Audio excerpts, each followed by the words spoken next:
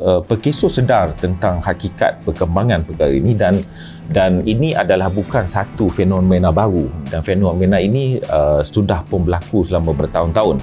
Jadi Kementerian Sumber Manusia melalui Perkeso telah menyediakan pelbagai program bagi memastikan bahawa peningkatan modal insan dan kebolehpasaran pekerja, terutamanya untuk golongan-golongan belia ni sendiri, seperti perkhidmat kaunseling pekerjaan contohnya, dan juga pemprofilan untuk kemahiran, skills profiling, penulisan resume, mock interview, latihan kemahiran bahasa serta teknik-teknik penyampaian.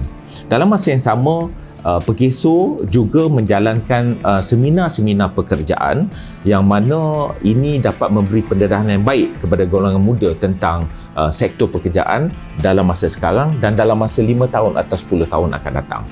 Dalam memperkasakan dan meningkatkan peluang pekerjaan, khususnya komuniti luar bandar pula, Perkeso dengan bekerjasama bersama beberapa kementerian, agensi dan institusi turut memperkenalkan pusat satelit My Future Jobs, yang mana sehingga kini sahaja kami telah telah tubuhkan sebanyak 293 pusat satelit di berbagai lokasi di seluruh negara, yang mana ia memfokuskan kepada semua golongan pencari kerja termasuk golongan muda. Dan semua lokasi pusat satelit ini memudahkan especially masyarakat luar bandar untuk mendapat peluang yang saksama untuk mereka dapat akses kepada big companies ataupun GLC. Dan program ini berjaya, yang mana kami telah mulakan dulu di negeri Terengganu, yang mana di setiap daerah di negeri Terengganu ada satelit My Future Job, dan usaha ini akan diteruskan untuk negeri-negeri lain bagi memastikan reach point untuk masyarakat luar bandar dapat dilakukan. Kami sedar bahawa daripada segi pencapaian internet di luar bandar adalah amat limited. Jadi dengan adanya pusat satelit ini, bagi mereka yang tidak mempunyai kemudahan tersebut, mereka boleh datang di pusat-pusat komuniti yang mana satelit My Future Job ada, dan mereka boleh mendaftar.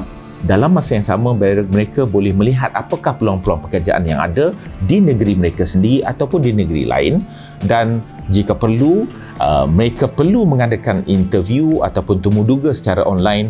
My Future Job juga menyediakan kemudahan tersebut, dan temu duga dapat dilakukan secara online, insyaAllah. Sewaktu MCO, banyak program-program insentif yang telah dijalankan oleh pihak kerajaan, antaranya bertujuan untuk memastikan pengekalan pekerja-pekerja dapat dilakukan dan mengelak pembuangan pekerja secara besar-besaran.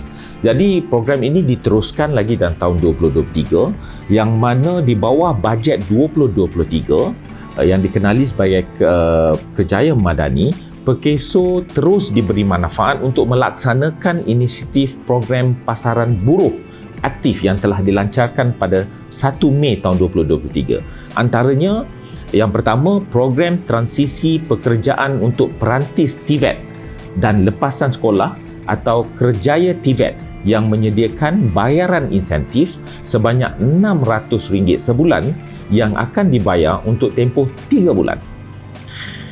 Dan ini akan dibayar kepada majikan yang menggajikan belia-belia dalam kalangan graduan teknikal dan vocational, yakni TVET itu sendiri, serta lepasan sekolah yang berumur antara 16 hingga 40 tahun.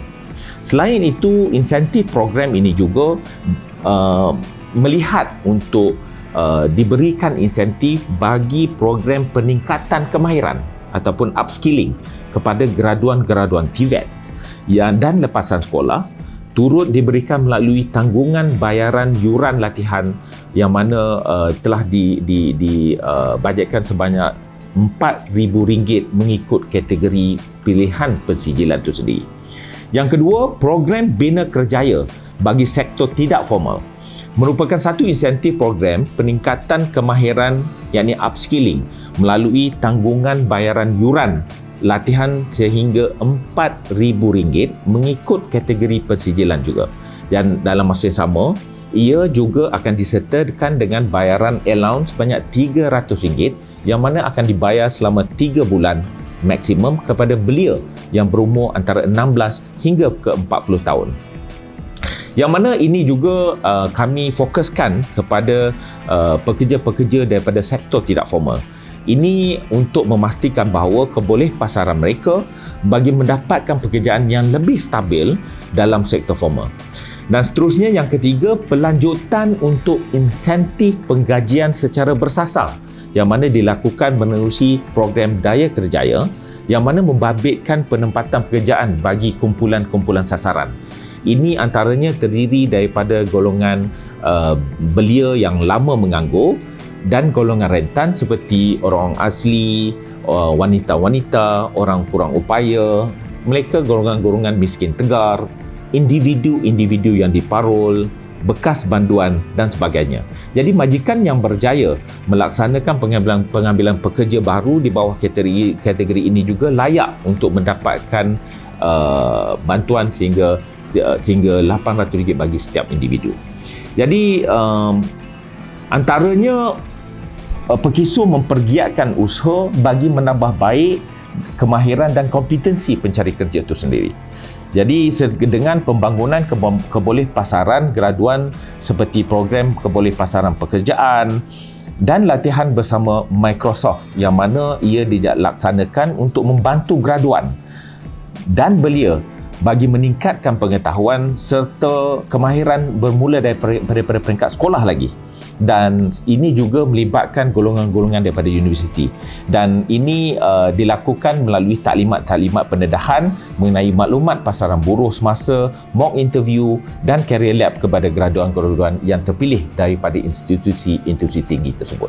Perancangan Perkiso selepas ini akan diteruskan dengan yang mana melalui program-program kerajaan yang mana ia memberi insentif sebanyak RM600 sebulan untuk tempoh 3 bulan kepada mana-mana majikan yang menggaji lepasan TVET dan lepasan sekolah yang tidak dapat melanjutkan pelajaran ke universiti.